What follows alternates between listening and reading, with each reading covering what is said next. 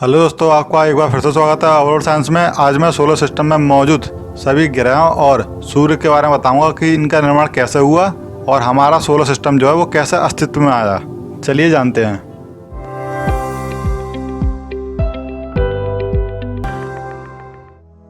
दोस्तों, हमारे solar system का निर्माण कैसे हुआ, इसको लेकर अलग अलग वैज्ञानिकों की अलग अलग थ्योरी और सिद्धांत मौजूद है, जिसको लेकर वैज्ञानिकों में मतभेद है।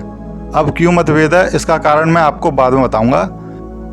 सबसे पहले जो सिद्धांत ज़्यादा प्रचलित हुआ है वह सिद्धांत नेबुला हाइपोथेसिस सिद्धांत है, जिसे सन 1755 में जर्मन दार्शनिक इमैनुअल कांट ने दिया था, जिसे सन 1796 में गणितज्ञ लाप्लास ने इस सिद्धांत को संशोधित किया।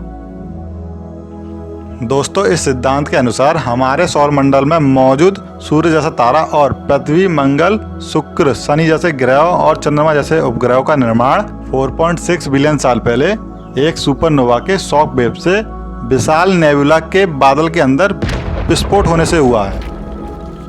दोस्तों, अगर आपको नेबुला के बारे में नहीं पता तो बता दूं, नेबुला स्पेस में मौजूद धूल और गैस का एक विशाल बादल होता है, जिसमें ज़्यादातर हाइड्रोजन और हीलियम गैसेस होती हैं। अब आपको नेबुला के बारे में पता चल गया है, तो मैं अब आपको आगे बताता हूँ। दोस्तों, नेबुला के फटने से उसके अंदर मौजूद गैसेस और धूल के कण धीरे धीरे अलग होकर बहुत तेजी से एक सर्कल की तरह चारों ओर घूमने लगे।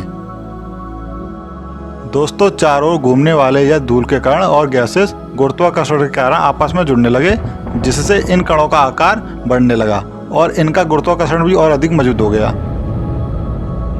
ज़्यादातर डस्ट पार्टिकल्स और गैसेस सेंटर में गुरुत्वाकर्षण के कारण जमा होने लगे, जिसमें हाइड्रोजन और हीलियम गैस अधिक मात्रा में मौजूद थी, जिससे धीरे धीरे न्यूक्लियर फ्यूजन की प्रक्रिया चालू हो गई और उससे हीट पैदा होने लगी, जिससे हमारे सूर्य का निर्माण होने लगा।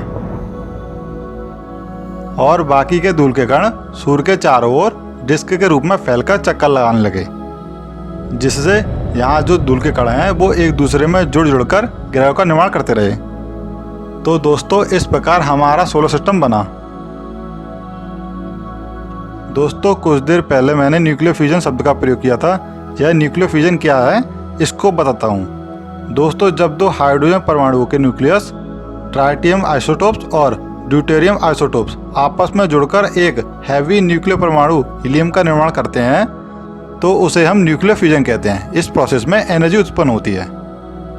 तो दोस्तों, इस प्रकार हमारे सूरज में हाइड्रोजन और हीलियम में फ्यूजन होता रहता है, जिससे हमारा सूरज जलता रहता है। दोस्तों, हम रात के समय में जो तारे देखते हैं, जरूरी नहीं है कि वो तारे हो, यह भी हो सकता है कि कोई गैलेक्सी हो जो हमसे करोड़ों प्रकाश वर्ष दूर मौजूद हो, जिसकी वजह से वह हमें तारे जैसे दिख रहे हो। दोस्तों, मैंने शुरुआत में सोलर सिस्टम के बारे में वैज्ञानिकों के मतभेद के बारे में बताया था कि मैं इसको बाद में बताऊंगा। चलिए अब मैं इसको बताता हूँ। दोस्तों, वैज्ञानिकों का यह मत था कि जब नेबुला का विस्फोट हुआ था तो उसमें मौजूद धूल और गैस के कण घड़ी की विपरीत दिशा में घूम रहे थे। उसी दिशा में घूमते घूमते हमारे ग्रह बने, जो उसी दिशा में चक्कर लगा रहे हैं। लेकिन शुक्र व यूरेनस ग्रह घड़ी की सीधी दिशा में चक्कर लगा रहे हैं। इस बात को लेकर मतभेद है कि सोलर सिस्टम का निर्माण नेबुला के विस्फोट से हुआ है या किसी और वजह से। और दोस्तों, आपको हमारी वीडियो पसंद आई हो तो लाइक करें, शेयर करें, कमेंट करें एंड सब्सक्राइब करें।